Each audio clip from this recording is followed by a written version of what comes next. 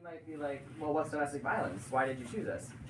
I'll get to what it is later, but the reason that I chose domestic violence is that I feel like not everyone is properly educated. You guys might not know what it is or how to deal with it.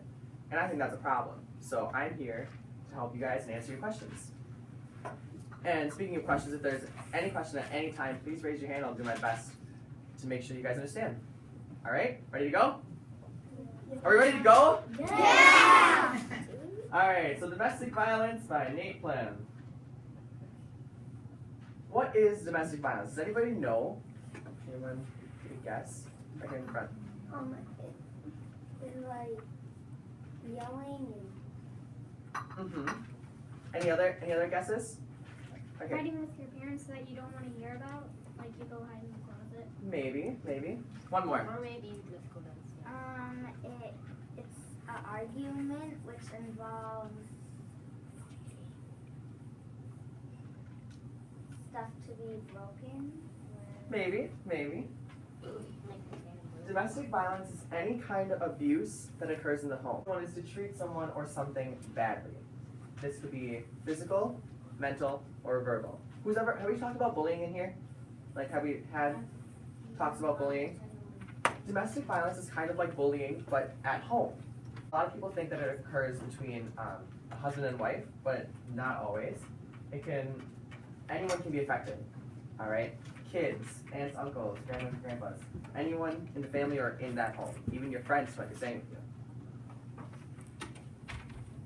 you. All right, first we're gonna talk a little bit about physical abuse. Who knows some examples of physical abuse? Right here. Any others? Physical abuse is any kind of harm done to another person's body. So, like you said in the front, hitting, punching, shoving, kicking, anything that's going to physically hurt your body. Mental abuse. Who knows what mental abuse is? Emotions. Very good, yep. Commonly known as emotional abuse. Mental abuse hurts someone's feelings. So, the formal definition of mental abuse is any words or actions used to intimidate, meaning you're trying to put others down, or make another person feel bad about themselves. Examples of mental abuse involve name-calling, shouting, threatening, isolation, and humiliation. Those are really big words. Does anybody know what isolation is? Any guesses? Some kind of war. Some kind of what? War. Not really. Any others? Right there. Making them really cold. Kind of. You'd be cold to someone. Isolation is when you don't talk to someone or don't interact with them. And that can really hurt someone's feelings. Who's ever given someone the silent treatment? I know I have. Right? The silent treatment is kind of like isolation. What isolation does to another person, it makes them feel bad. It makes them feel that it's their fault, that they did something. Humiliation. Over here. Like you're embarrassed. Right. People humiliate others to make them feel embarrassed, like they made a mistake or screwed up. Both of these are huge, very bad examples of mental abuse. Alright, verbal abuse.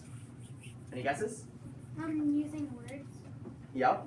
Verbal abuse hurts just as much as physical abuse. And what it means is using words, like you said, specifically to make another person feel bad.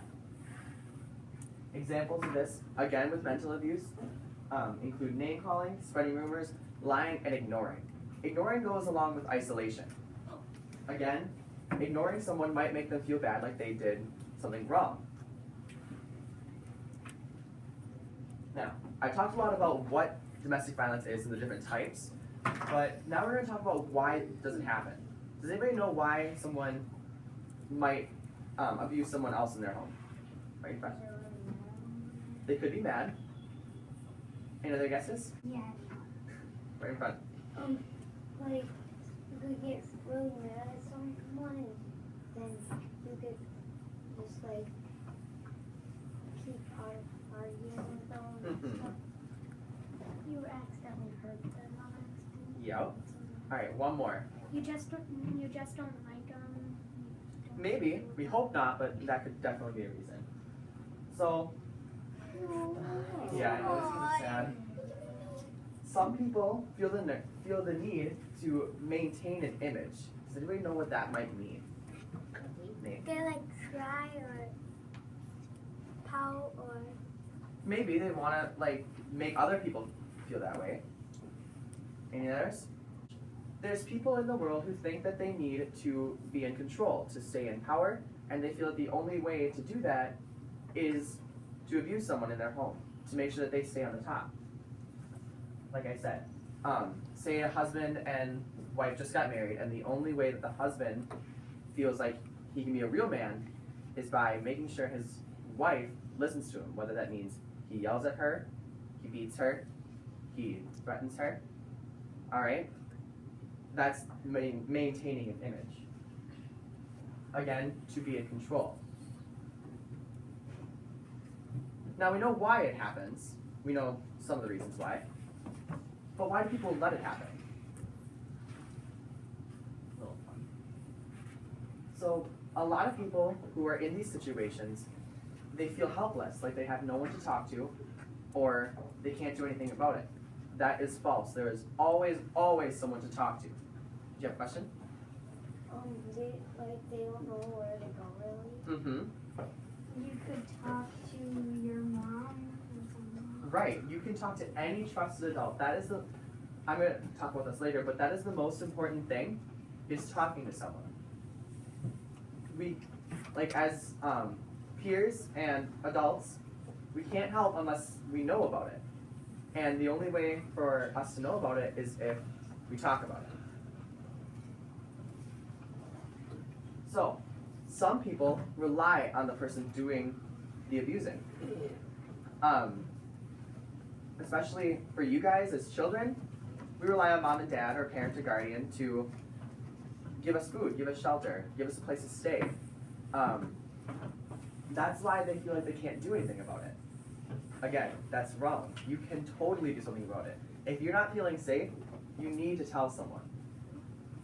Domestic violence causes people to think that it's their fault and that they shouldn't ask for help. Again, it is never, ever your fault. All right? There's nothing wrong with the way that you act. It's the way that a parent or guardian, a sibling, another family member, there's something wrong with them. And by talking with an adult about it, we can work to solve those problems and maybe make sure that you guys stay safe. Another huge factor of why people let it happen, they think that it's only going to happen once, that after that one time it won't happen again. Sometimes it's just a one-time thing, maybe an accident, but in most cases, it will develop into a pattern. Do you guys know what I mean by that? So it may not happen every day, it may not happen every week, but after a while, the person who's doing the abusing, who's bullying another person in the house, they start to feel like that's the only way to maintain control. Like we said, that's how they maintain an image. Now, what should you do if this happens to you? Tell a parent or guardian. Mm-hmm. Anything else? What else can we do? Maybe go tell a teacher. Mm-hmm. We can, well, yeah. Try to stick up for yourself. Yeah, you want, if something's happening that you're uncomfortable with, the first thing that you should do is say stop. We don't really want anyone to fight back because we don't want anyone to get hurt, but the first thing you should do is say stop. If that doesn't work, then you need to talk to a trusted adult. Some list of trusted adults that you guys send: another parent or guardian, a teacher, the guidance counselor, Ms. Sentringer, Ms. Madsen, Ms. Nelson, any trusted adult that you know that you can go to for help. Now, if you're in serious danger and there's no time to talk to a parent or guardian, you can call 911. Who does not know what 911 is? Okay, good, that's awesome. So, when do we use 911? Right in front, right here. When there's like a fire in your house. Mm-hmm. In the pink. When there's an emergency. Right, an emergency. That was the keyword I was looking for. Any kind of emergency, whether it be a fire, natural disaster like a tornado, yeah. Like when your pet is stuck in the tree. Maybe, but first I would talk to another adult first. Or maybe like if your parent or something has a heart attack.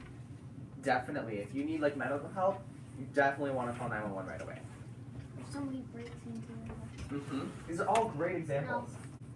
Again, remember, it's super important that you tell someone. We cannot help if we don't know about it. Okay? Alright, now we're going to go through some examples. And we're going to play a little game. I have candy for whoever gives me a good gives me the right answer. Okay, so I want you guys to calmly raise your hand once I do the example. Alright, so how this is going to work, I'm going to give you an example, and then I want you guys to just tell whoever I call on, I want you to tell me whether or not it's abusive, like considered domestic violence, and if it is, then what should that person do? Okay? First question. Let's say a parent comes home from work very angry and takes out his or her anger by punching his or her child. Is this abuse? In the pink right here. Yes. Awesome. And what, oh, sorry, don't look here. What do we do about it? You could tell your dad or mom, whoever, it's not that person. Yeah. So yes, it is abuse. The child should tell another parent or guardian or talk to a different trusted adult. Okay? Here, I'm just gonna... Alright. Any questions about this one? Ready for the next one? Alright. A husband yells at his wife and calls her stupid and other mean words for accidentally burning dinner. Let's be called on yet. Back there. Yes, it is. And what do we do about it?